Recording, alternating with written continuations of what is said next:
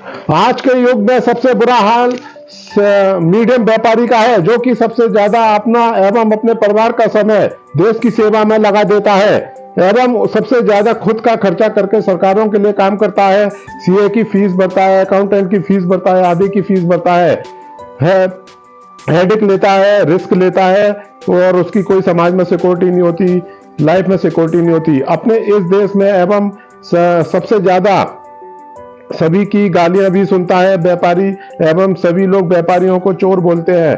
कोई भी व्यापार मजबूरी में शुरू करता है, सभी की फर्स्ट प्रायोरिटी सरकारी नौकरी होती है शुरू करने की। ये हमारी इस सोच को सही साबित करता है कि व्यापारी का बुरा हाल है, अन्यथा क्यों सभी सरकारी नौकरी करना चाहते हैं। वंदे मातरम। व्यापारियों को एवं उनके परिवार के सदस्यों को, बुजुर्ग माता पिता के लिए सरकारों द्वारा उन्हें मुफ्त इलाज की एवं पेंशन देने सहने की व्यवस्था होनी चाहिए। व्यापारियों द्वारा जमा कराए जाने वाले इनकम टैक्स के लेवल के हिसाब से सरकारी कर्मचारियों को दी जाने वाली सहायता की तरह, क्योंकि काफी व्यापारियों द्वारा 50-60 साल की उम्र के बाद व्यापार करना पॉसिबल नहीं होता है,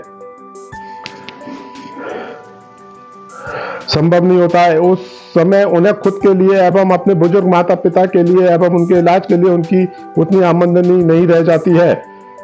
आप चैनल को सब्सक्राइब करते रहें, कमेंट्स करते रहें, कमेंट्स बॉक्स में कमेंट्स करते रहें, फॉरवर्ड करते रहें, लाइक करते रहें, जिससे ज़्यादा से ज़्यादा लोगों का फायदा होता रहे एवं जो लोग ट्रोल करना चाहते हैं वे ट्रोल भी करते रहें। इससे हमारे और हमारी टीम की एनर्जी बढ़ती है। सरकारें सरकारी कर्मचारियों के लिए, किसानों के लिए, सैनिकों के लिए काफी खर्चा करती हैं, उन्हें हर प्रकार से मदद करती है, जो कि अच्छा है, करना भी चाहिए। व्यापारी भी देश के लिए ही कार्य करता है, लेकिन देश के निम्न एवं मध्यम वर्ग के व्यापारियों को कोई सुविधा एवं किसी भी प्रकार से उनकी सरकारें कोई मदद नहीं करती, जबकि यह सारा व्यापारी देश की जनता की सरकारों की सेवा करता है, उनके लिए टैक्स इकट्ठा करता है, सारा जोखिम लेता है।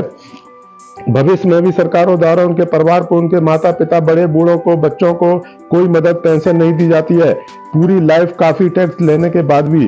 अपोजिट सरकारों द्वारा निम्न मध्यम वर्ग के व्यापारियों के लिए दिन पर दिन प्रतिदिन नई नई समस्याएं पैदा करके एवं उनके खर्चे बढ़ाकर उनके व्यापार को बंद कराने की हालत में पहुंचाया जा रहा है। ऑनलाइन लाइसेंस देकर हर काम को बड़े ग्रुप्स द्वारा करने की परमिशन देकर छोटे व्यापारियों का कारोबार बंद कराया जा रहा है। बड़े ग्रुप्स तो इक्विटी से, बैंक से पैसा लेकर माल घाटे में बेचकर छोटे मिडल व्यापारियों की दुकानों को बंद करा रहे हैं, और सरकार प्रशासन सिर्फ बोलती है या एडवाइज करता है, लेकिन उनके खिलाफ कोई कार्रवाई नहीं करता, बल्कि कुछ पेनल्टी लेकर उन्हें फिर से यह सब घाटे में सामान बेचने की छूट देता रहता है।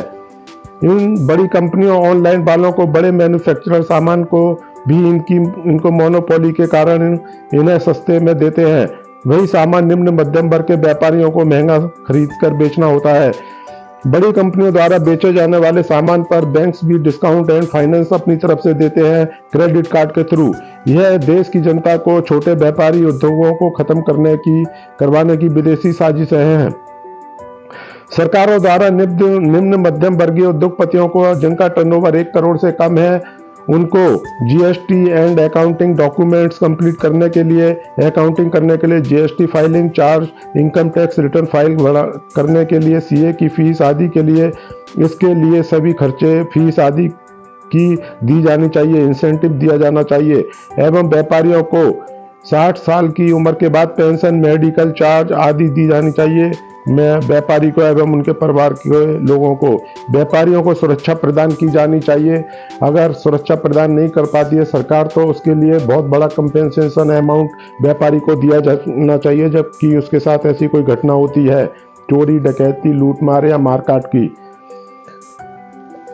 आप इस चैनल को सब्सक्राइब करते रहें, फॉरवर्ड करते रहें, लाइक करते रहें, कमेंट्स बॉक्स में कमेंट्स भी करते रहें, और प्रॉपर बिना सोचे समझे व्यापारियों को टैक्स चोर, बेईमान आदि की उपाधि देते रहते हैं, अपने बारे में कुछ नहीं बोलते। कृपया आपके बाद व्यापारियों के लिए ऐसे अपमानजनक शब्दों का प्रयोग नहीं करना चाहिए। सभी दृष्टि से सबसे ज्यादा मेहनत करता है, चाहिए आर्थिक दृष्टि से सबसे ज्यादा मेहनत करता है एवं सबसे ज्यादा हर प्रकार का रिस्क लेता है व्यापारी और उसका परिवार। और इतना सब करने के बाद कोई गारंटी नहीं होती कि वह प्रॉफिट में होगा और प्रॉफिट से अपने परिवार का पालन पोषण करता रहेगा। ऐसे बहुत कम व्यापारी होते हैं जो लाभ अर्जित कर पाते हैं और मजबूरी में घाटे में चलने वाले व्यापारियों को नुकसान की स्थिति में भी नुकसान बढ़ाते हुए अपने परिवार का पालन पोषण करना पड़ता है, इस उम्मीद में कि उसे कल से लाभ होना शुरू हो जाएगा।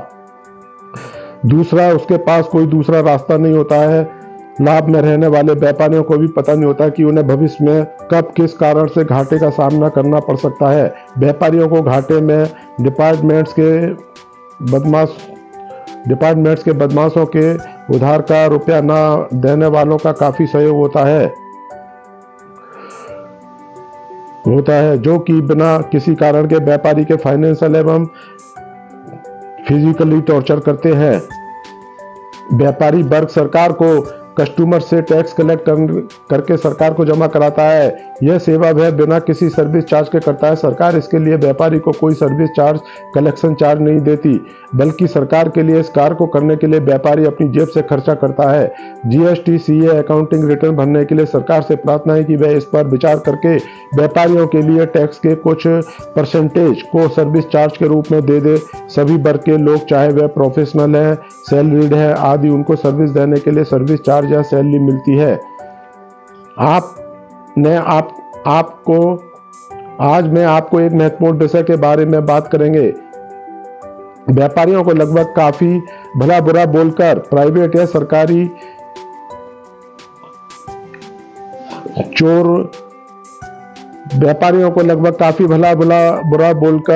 चोर, बेईमान आदि की उपाधि दी जाती है, देकर सम्मानित करते रहते हैं, लेकिन वह कभी भी इसका जवाब नहीं देते कि सोचते कि उनका तो वेतन, सैलरी मिलती ही है, चाहे वह ऑफिस में काम करें या ना करें। समय से अपने घर आ जाते हैं, सभी फेस्टिवल्स में अपने परिवार के साथ होते हैं, पर्याप्त छुट्टियां उन्हें घूमने के लिए मिल जाती हैं।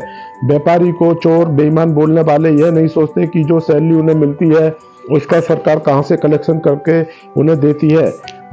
जो मेहनत करके जोखिम बिना छुट्टियां लिए सुबह से रात तक कार्य में व्यस्त रहकर अपने परिवार को बिना पर्याप्त समय दिए फेस्टिवल वाले दिनों में भी काम में व्यस्त रहकर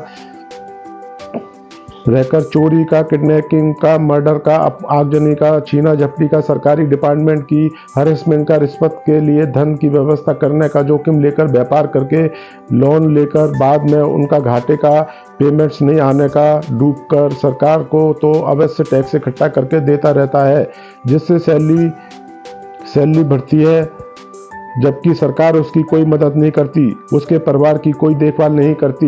व्यापारी सरकार के लिए कलेक्शन करने का इतना बड़ा जोखिम लेकर काम करता है, जिसके लिए वह खर्चा भी खुद करता है अपनी जेब से, जबकि यह कार्य सरकार के लिए किया जाता है, जिससे सभी को सैलरी मिलती है, सरकारी कर्मचारियों को या जो भी काम करने वाले कॉन्ट्रैक्टर्स आदि को।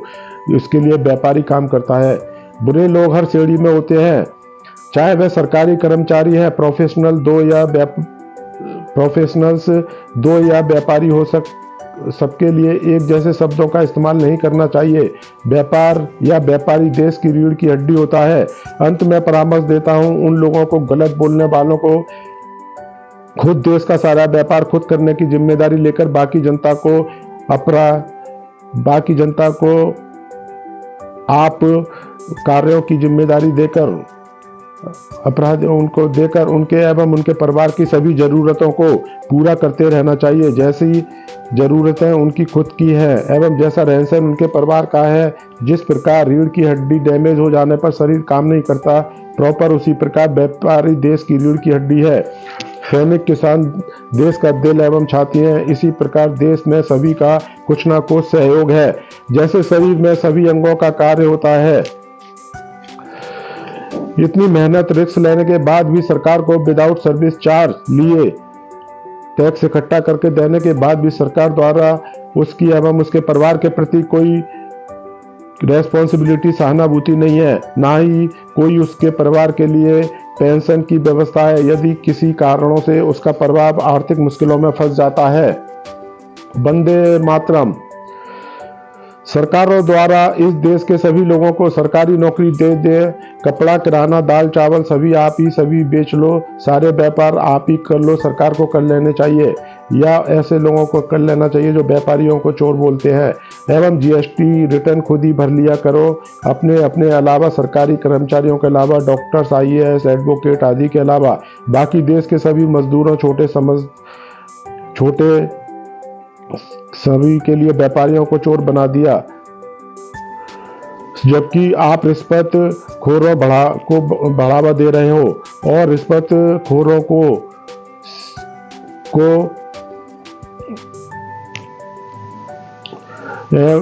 खोरों को कोई दंड नहीं, कड़े कानून बनाकर उन्हें पकड़ नहीं रहे हैं। सरकार को चाहिए घरेलू उद्योगों का सामान खरीदकर, जैसे रंग दिए, मूर्तियां आदि को सरकार खुद बेचना चालू कर दे। मेहनत से करनी है हमको कमाई, थोड़ी थोड़ी किया करो, धीरे धीरे किया करो, चढ़ना है हमको मंजिल पर, धीरे धीरे चढ़ा करो, धीरे धीरे पिया करो, धीरे धीरे करा करो। सरकार को व्यापारियों जो कि दुकान वाले हैं, मार्केट्स के नॉन एसेंशियल वाले, उनकी मदद करनी चाहिए। डायरेक्ट दुकानदार जो कि बैंक्स को लोन चुकाता है, ब्याज देता है, स्टाफ को सैलरी देनी है, अपने परिवार के खर्च करने हैं, स्कूल्स, मेडिकल एक्सपेंसेस, एक्स्ट्रा दुकानों घरों का रेंट देना है। उल्टा सरकार ने सभी की सुरक्षा के लिए मजबूरी में दुकानें बंद करा रखी हैं। इस दरमियान minimum light expenses, house tax से कस्टमर को ऑनलाइन शॉपिंग को भी आदत पड़ चुकी है। इसमें से काफ़ी छोटा व्यापारी दुकानदार ऐसा होता है जो कि एक महीने भी अपनी जेब से ये सब खर्चे बिना व्यापार किए नहीं कर सकता। उसके लिए बच्चे की पढ़ाई का क्या होगा? सरकार इस दर की किसी भी प्रकार से बिल्कुल मदद नहीं कर रही है। सरकारों द्वारा व्यापारियों के बच्चों की प्राइवेट स्कूल्स की पढ़ाई का, प्राइवेट हॉस्पिटल ट्रीटमेंट का सारा खर्च देना चाहिए उनके इनकम टैक्स भरने के हिसाब से या टर्नओवर के हिसाब से। एवं अब 60 साल की उम्र में व्यापारी या उसके परिवार को पेंशन देनी चाहिए। व्यापारी देश की जनता की सेवा करने के लिए इतनी मेहनत करता है, इस कारण से अपनी सारी सुख सुविधाएं छोड़कर व्यापारी इतनी मेहनत करता है देश की और देश की जनता की सेवा के लिए। इस कारण से कंस्ट्रक्शन कंपनी, बिल्डर्स कंपनी का काम भी बंद होता जा रहा है। जब सारा छोटा व्यापारी दुकान बंद करेगा, वह दुकान खरीद पाएगा ना घर खरीद पाएगा किसी बेहतरीन। बड़ी रिटेल कंपनी ऑनलाइन कंपनी से गिनती के लोगों की जेब भरती है। कुछ प्रशासक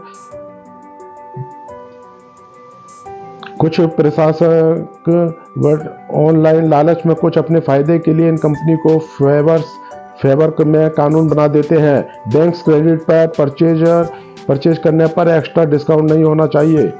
विदाउट इक्विटी मार्केट ये रिटेल्स कंपनियां अपनी relationship retail outlets online shares को घाटे में और नहीं चला पाएंगी, ना ही डायरेक्टर्स ऑनलाइन ट्रेडिंग। बड़ी रिटेल कंपनी एक साजिश की रिटेल कंपनी ऑनलाइन कंपनियों को इक्विटी मार्केट में से पैसा लेने की परमिशन नहीं होनी चाहिए। ये कंपनियां बिना ब्याज पर इक्विटी मार्केट से पैसा लेकर अपने घाटे भरती हैं। ये घाटे में भी कैसे काम करती हैं? और रिटेल माल बेचने के लिए, ट्रेडिंग करने के लिए ऐसी कंपनियों को ऑनलाइन इक्विटी मार्केट से पैसा लेने की परमिशन नहीं होनी चाहिए, क्योंकि ये छोटे दुकानदारों का, छोटे व्यापारियों का काम बंद करते हैं। इक्विटी के थ्रू पैसा लेकर वे उससे कमाते हैं, उधर उससे बड़ा अमाउंट कमाते हैं और इधर सामान को घाटे में बेचते हैं, सिर्फ अपने इक्विटी मार्केट के रेटों को बढ़ाने के लिए, अपने शेयर्स के रेट को बढ़ाने के लिए और बैंकों से लोन लेने के लिए,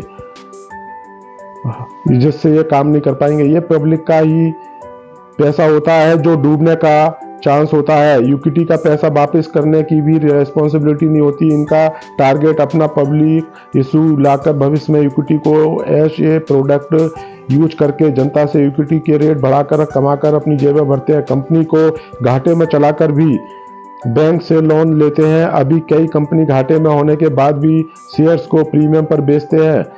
ये पैसा जनता उन्हीं कस्टमर्स का है और इन ऐसी स्थितियों के कारण सारा मीडियम और छोटे व्यापारियों का व्यापार, दुकानें बंद होती जा रही है, क्योंकि उनको तो ब्याज भी भरना होता है, लोन का पैसा वापस करना होता है, और कोई वे अपने शेयर, अपनी इक्विटी के रेट बढ़ा नहीं सकते। ऐसी रिटेल का काम करने वाली कंपनियों को इक्विटी मार्केट्स में अपने शेयर लाने की परमिशन नहीं होनी चाहिए, ना ही उन्हें रिटेल में माल बेचने की परमिशन होनी चाहिए। मैन्युफैक्चरिंग कंपनियां देश हित के लिए काम करने वाली कंपनियों के लिए ही इस तरह की व्यवस्था की परमिशन होनी चाहिए। इस पर तुरंत रोक लगनी चाहिए। कस्टमर्स के पैसे को बैंक से इक्विटी से लेकर प्रोडक्ट्स को डिस्काउंट पर बेचते हैं, खुद तो अपनी जेबें इक्विटी में मैन्युफैक्चरिंग कंपनी से कमीशन खाकर अपनी जेबें भर रहे हैं। पहले घाटे में बेचकर प्रोडक्ट को सभी दुकानदारों को खत्म कर रहे हैं। मार्केट प्रॉपर्टी की डिमांड खत्म कर रहे हैं, बाद में मैन्युफैक्चरिंग कंपनी को लूटेंगे। ये उनसे अपने रेट पर माल खरीदेंगे और खरीदने वाला होगा नहीं। इस तरह से धीरे धीरे सभी का व्यापार खत्म करके ये बाद में अभी रिटेल छोटे और मिडिल सभी दुकानदारों को ख़त्म कर रहे हैं, फिर बाद में मैन्युफैक्चरिंग कंपनियों को भी ख़त्म करेंगे, क्योंकि जब इनका एकाधिकार होगा, इनके पास सेल होगी, तब ये उन मैन्युफैक्चरिंग कंपनियों से अपने मनमाने रेट पर माल खरीदेंगे। धीरे धीरे उन मैन्युफैक्चरिंग कंपनियों को अपनी यूनिटें बंद करने की नौबत आ जाएगी। आज हम देश दुनिया में एक ऐसा समाज है जिसके बारे में कोई बात नहीं करता। बिजनेसमैन का एक ऐसा समाज है। ना ही इस तरह से मैन्युफैक्चरिंग कंपनी बंद होती जाएंगी, फिर इंपोर्ट बढ़ता जाएगा ब्यूरोक्रेट्स की मदद से। आज हम देश दुनिया में एक ऐसा समाज है जिसके बारे में कोई बात नहीं करता, ना ही कोई सरकार उनकी चिंता करती, जबकि यह समाज, ये लोग सरकारों की सबसे ज़्यादा मदद करते हैं बिना कोई विरोध के। हम उनके बारे में बात करेंगे। आप से अंत में यही कहना चाहूँगा मैं कि भाई आप चैनल को सब्सक्राइब करते रहें, जिससे आपको आने वाले अच्छे अच्छे वीडियो और आपके फ़ायदे के वीडियो मिलते रहें। लाइक करते रहें, फॉरवर्ड करते रहें, और जो लोग ट्रोल करना चाहते हैं वह ट्रोल भी करते रहें। जय हिंद, वंदे मातरम।